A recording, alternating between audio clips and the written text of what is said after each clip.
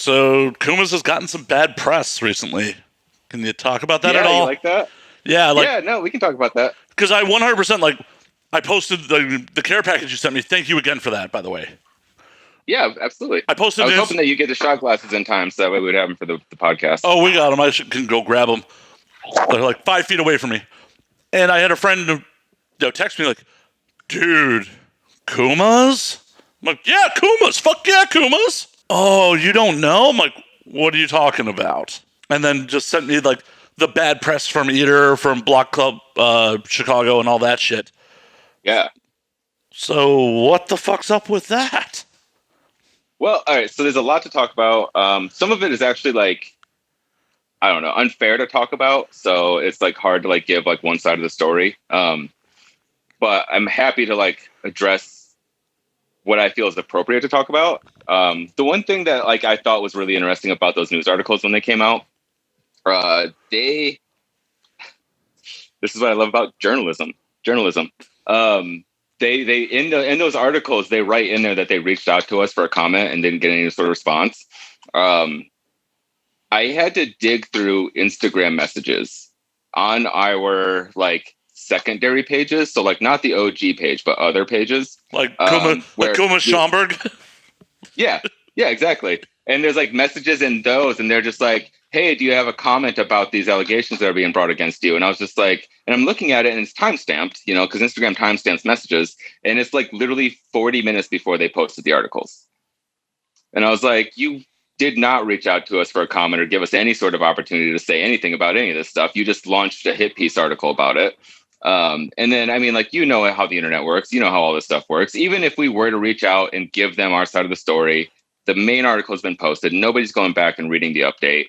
And they understand that that's not clickable content either. Right. They're hell, probably half the people didn't read the body of the story itself. They just saw the headline. Right. Yeah, absolutely. Yeah, and then like a lot of people, you just share that, and then eventually people say something in the comments, and then people take that as the truth, and then they share that, and then you're about 12 degrees away from Kevin Bacon, and like at that point in time, people just already have an opinion made up in their mind, and it goes from like the small handful of like specific things that a handful of people were upset about to like Kumas is this, and this, and they just like have that blasted all over the internet and share that all over the place.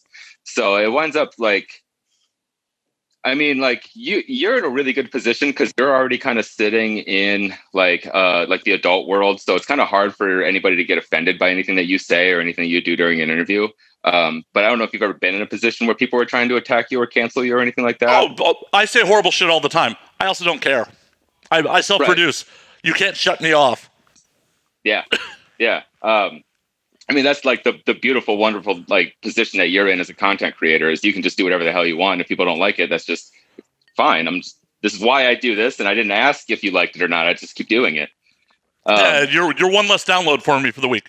Okay. Yeah. Hopefully you'll tell your friends why you don't like me and then they'll come check me out. But yeah, I mean, like, so like regarding those specific articles, they all kind of ran with like the same story too. Like none of them were really running anything different. They were just kind of really upset with the owner and trying to talk about like the allegations that were coming against the company in general. So they posted the articles and they were kind of coming after us and stuff. And it just put us in like a hard position to kind of talk about it. And, the point that I was trying to make about, like, I don't know if you've ever been in a position of where anybody was kind of coming after you, trying to like take you off the internet or remove you from a platform or anything like that. But it's a rigged game. You know what I mean? Like you can't have a civil conversation. You can't talk specifics. You can't address individuals in any way. Like if you have like one person that wants to have a mature conversation and be like, hey, like I just genuinely want to know what these were and where this comes from and stuff like that. For every one of those, there's like 30 other people that are telling you to like choke on boots and go fuck yourself. And I don't give a shit, you racist piece of shit, like all this stuff. And it's just like, okay, well, clearly nobody wants to hear what we have to say. Nobody wants to hear our side of the story. They're demanding some sort of result. And if they don't get that, then they're not going to leave it alone. Well, I definitely want to hear your guys' side of the story because I appreciate it. I have a lot of love for your fucking establishment. And it was really disheartening to see these articles from another service industry friend who forwarded it to me, and I'm like, man, Are you telling me 2020 is just not going to let us have any nice things? What the fuck? I mean, like if you allow everybody that's ever made a mistake in their entire life to like be deplatformed or have their business taken away, then yeah, nobody's getting anything nice because everybody was idiots at one point in time. 100%. And personally, one of the biggest criticisms I saw, well, one of the criticisms I saw in the article was that Kumas offers a 30% discount to law enforcement. I'm like, that's smart business, especially in Chicago. Well, also, okay, like that's my favorite thing. Okay, so I challenge any single person. Like you worked in the service industry before, right? Like you've been a bartender and stuff. A little bit. I mean, mostly Okay. patron more than I actually in the service industry, but almost all my friends are service industry people. Okay, cool. So yeah, if you talk to any of your service industry friends and anybody watching this, if you talk to anybody that's a bartender, server, cook, barista, anybody that's in sort of like anything in that industry where you make something for somebody, ask them about like their public servant discount or their civil servant discount or their veterans discount or any of that stuff. And I promise you, not only do they give police discounts, they give firefighters discounts, they give EMS discount, and it's all rolled up usually into the same discount, which is the same case at Kumas. These are discounts that are offered to firefighters, EMS, police, all these different like kind of taxpayer, civil servant, like people that are grouped in there. And when you're trying to build a narrative that where this bootlicking racist, organization, you're going to take small segments of the, like you're going to take them out of context and then use them to build that narrative. So notice that there's no mention of the discount that's offered for firefighters or EMS. There's just a mention of the discount that is for police.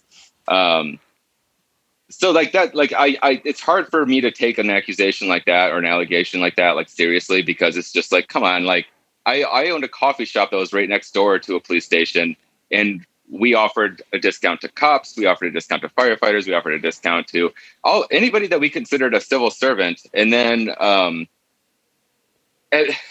it's just such a common thing. Like it was just really crazy when I saw that come up, where I was just like, you're going to single us out of all places. You're going to try to use that to try to build it. Well, on top of it, even if it was purely a police discount, yeah, there was a lot of problems with law enforcement in the United States, but you are still a cash establishment that may need law enforcement help.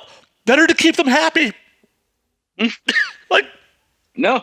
And I mean, like, and the thing is, it's like, I mean, like, it's hard to like be super extreme. You know what I mean? Like, especially like when I'm talking about these kind of things. So like, I don't want to give too much of like my extreme personal beliefs on this kind of stuff because people are going to associate that with the company. But I'm not a fan of cops. I'm not a fan of like the police system. I'm not a fan of the prison system. I think a lot of things are designed specifically to target people with brown skin and try to like fuck them over. I agree. I really think that there's a lot of that shit like going on, and like to try to ignore that is just being just oblivious, But similar, similar to like what you're saying, prior to a lot of these protests and these terrible fucking murders that are happening, like, on camera for, like for everybody to watch as a nation internationally, it was just a discount, man. It was just something that we gave to cops and firefighters and stuff like that, with zero political motivation behind it. Like the allegations were built as if like we did it as like to fucking piss off Black Lives Matter, like we were giving discounts to cops while the protests were happening. Right. Like it was a new policy. Yeah. Right. Which was not the case, And then a lot of people also, there was also a photo going around of our catering director holding one of our catering boxes with a police officer. And people were saying that we were donating food to the cops while this was while the protests were going on. When in reality, it was a photo that was taken when COVID started. And the Chamber of Commerce in Vernon Hills, like actually ordered catering and paid us money for it and asked us to come drop it off along with like 3 other restaurants for first responders. Like it was to feed police officers, EMS and stuff like that, while they were like handling the testing sites and stuff. And then that photo got circulated around and people were saying that we were donating the food to the cops. So again, like they were just like, they used these instances to try to build this narrative of, what they want us to look like. And it doesn't take much, you know, like you take a photo of us giving food to cops, you tell people that we give a discount to police, and then you wait a day or two and somebody's going to say that we're bootlicking Nazis, and then you just share that. You don't have to share the thing that you started with. You just got to share the fact that we're bootlicking Nazis, and that's all the internet cares about. Well, yeah. Unfortunately, so many people on the internet get their facts from memes. It's like, is there anything that you're looking at that supports what you're saying in this picture with a caption? Mm-hmm. Well, I mean, it's just easier to try to convey, I don't know, whatever your political stances are with like a dumb, funny photo and like just a handful of words, you know, like, oh, I can fit about 10 words on this photo, and this is everything that I feel politically. Yeah, I mean, like that was like really frustrating. And like they continue to try to build that narrative by saying like, oh, well, you know, I overheard somebody say that they refuse to put sports on the TV because it attracts that crowd. Which, you know, like, I don't know for certain, but that really could have came out of my mouth when somebody asked me why we don't put sports on. And it's because, yeah, I don't want a sports bar crowd coming in, because that's why I work at Kumas. I fucking hate a sports bar crowd. Has nothing to do with the color of skin. Has everything to do with their fucking behavior. Oh, yeah. Like, and it's usually shitty white people. So I don't know why people would assume that it was because we didn't want people of color coming into our restaurant. Believe me, one of the biggest things, because Diversity opened right before I left town. Mm-hmm. One of the biggest things that we were all so fucking happy about when Diversity opened was the Cubs fans weren't going to come to the original anymore. Because you'd roll in there on Saturday, you'd see dude in a Cubs jersey with his wife and his kid in a stroller, and like, what are you doing here, man? I know the food's good, but what the fuck are you doing here? You're taking up valuable real estate. And there's Cannibal Holocaust on the TV. You know, like, what are you doing with a baby in here? They should not be exposed to this. And maybe the baby will get better taste than the parents. Yeah, that's true. I mean, like, that's what's weird about it, is because like the company's been around for 15 years. So we've went from having this unique identity where like you knew what to expect, which was coming in where like you had tattooed covered staff that was going to give you attitude and not give a fuck. Amazing burgers, amazing mac and cheese. We were not going to turn the fucking music down, and we were not going to put the game on, because we had fucking horror films. Violent, disgusting, gross horror films, like ones that you've never seen before, because that's what our staff is into. And that's what Kumas was. And for somebody to be like, oh, they don't put sports on their TVs because they're racist, it's just like, have you not known what our brand was ever? Yeah, I couldn't imagine sports being on in Kumas ever. That allegation was just like, sports at Kumas? Really? Huh? I mean, we'll do it if it's a Chicago team. You know what I mean? Like if it is a Cubs team and somebody's like really bugging us to put it on at our West Loop location, we have more than enough TVs, so we can have our tap list, we can have the music videos, we can have horror films, and we can put the fucking game on one of them for you. See, I've never stepped foot in any location except the original. Good plan. I love all the other locations. I love the staff. I mean, like, they're all fucking amazing people. I mean, like, that's the cool thing about Kumas, is that we hire such cool people.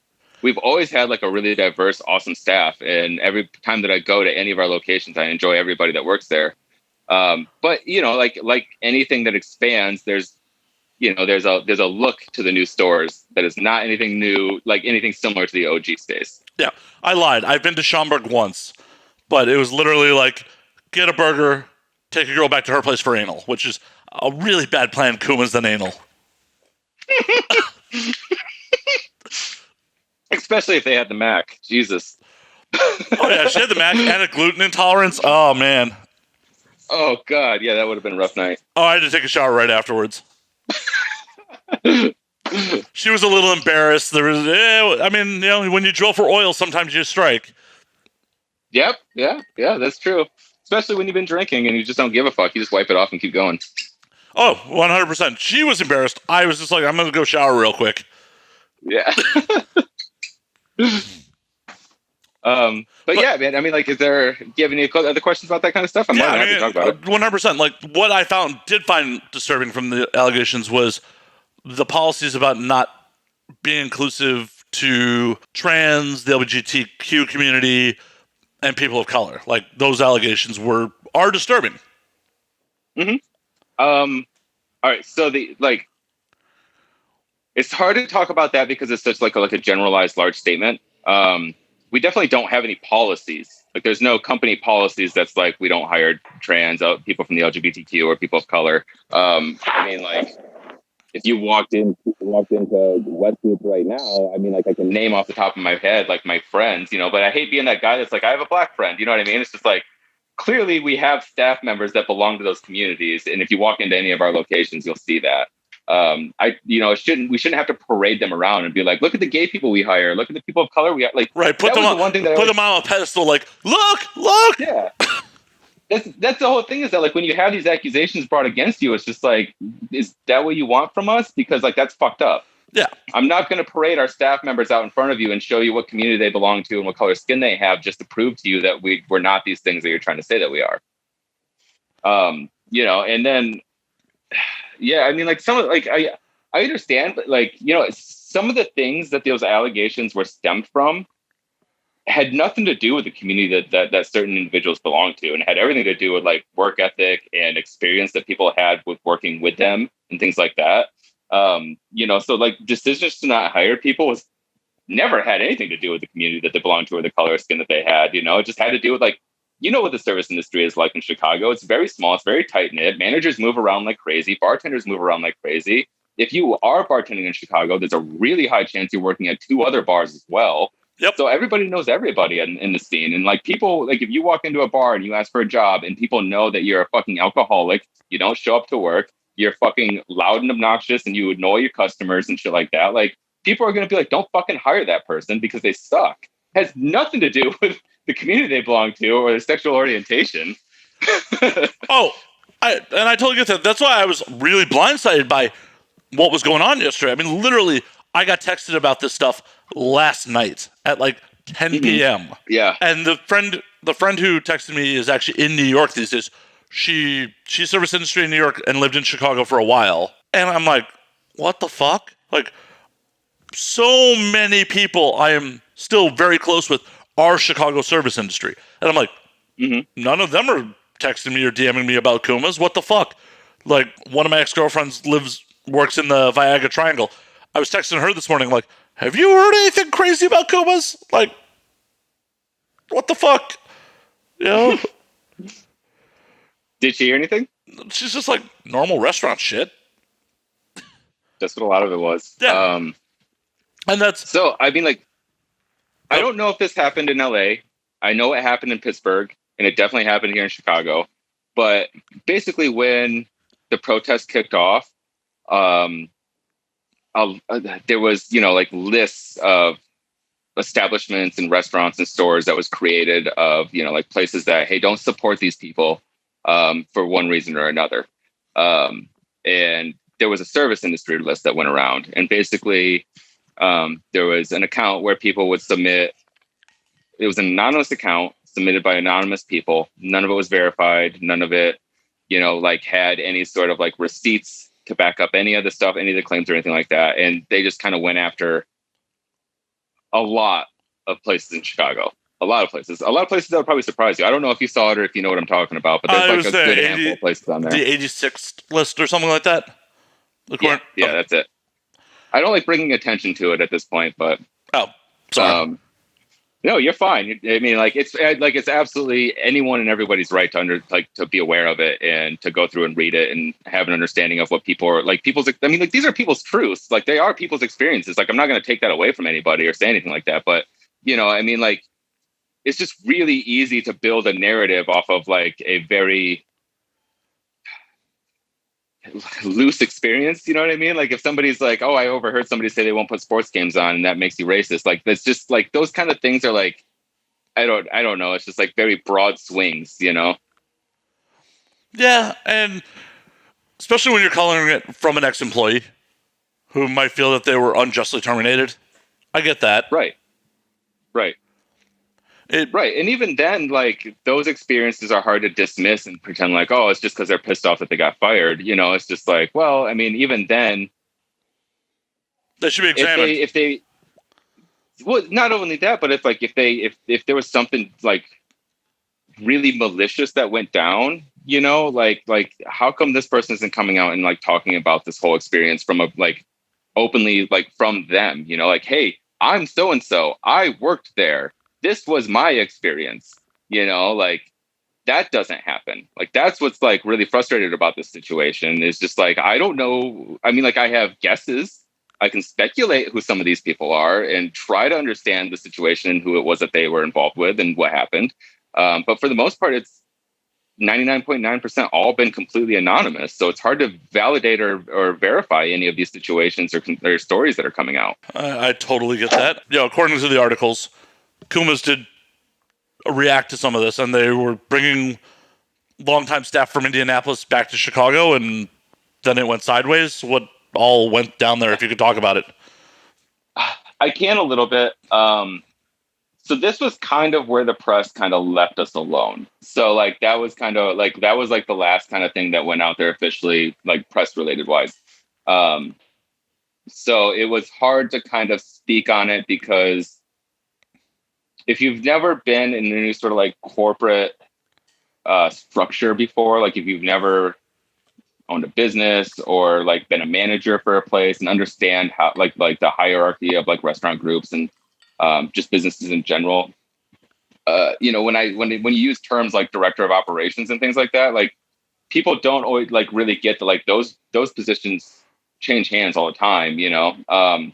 And it's something that like somebody might have for 5-8 years, and then somebody else might come in and do it while that person moves on to something else, or they just weren't working out, or the company grew beyond what their capabilities were.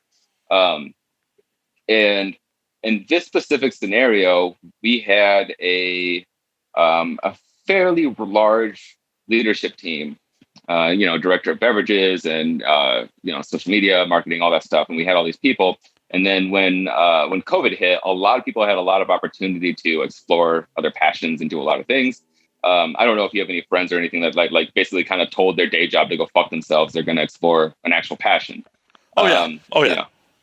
So, I mean, like that definitely happened in our situation, you know, and then like some of these allegations came out and people tend to side against us, which is easy to do. And I mean, like, I understand like that position, you know, like you have this business, the large business, you know, evil entity, and then an individual that wants to take a stance. I mean, 100%. Like, hey, when I saw those articles last night, I panicked. I'm like, oh shit, you know. I love you guys' food. I love your brand, but it's like at first, first gut reactions like, I can't be associated with that. I don't support that shit. They're like, you know, no, absolutely. And then I don't either. Yeah, and that's why I, sat back for a second. I'm like, okay, you know, you got to actually like have a conversation and hear this out, and like not just, whoa, that they're the devil. Got to run away from that. Yeah, well, I mean, like, I don't support this stuff either, and I work for the company. Yeah. You know, I'm on the corporate side of it. I started as a server for this company and worked my way into a position where, you know, now I do marketing and communications and stuff. Granted, I have a business background, so like I'm qualified. It's not like they were just like, hey, we really like you, let's put you in corporate. But I personally, as I said before, man, like, dude, I don't support the cops. I don't support our prison system. I think our government's failing us 100%. I think a lot of this stuff is institutionalized. I think a lot of this stuff is systematic. You know, there's a lot of systematic racism. We have a long ways to go to get to a point where we're accepting of people from all communities, you know, like, and I would not work for a company. Absolutely 100% would not work for a company if every time I walked in the door, I was seeing blatant examples of racism, sexism, you know, misogyny, fucking transphobia, all these different things. But like when I'm walking in and I'm seeing my friends and coworkers that belong to these communities, and they're, what's up, man? How you doing? Are you here to take photos? What's going on? All this stuff like that. You know, it's like, it's a chill environment where people enjoy the fact that even on their worst day, fucking Slayer and Slipknot and like all your favorite fucking metal bands are playing loud and heavy, and like on your worst fucking day, you still know all the words to the song that's on the radio, and you enjoy the fact that you're at work and you're surrounded by other people that are covered in tattoos and love metal as well.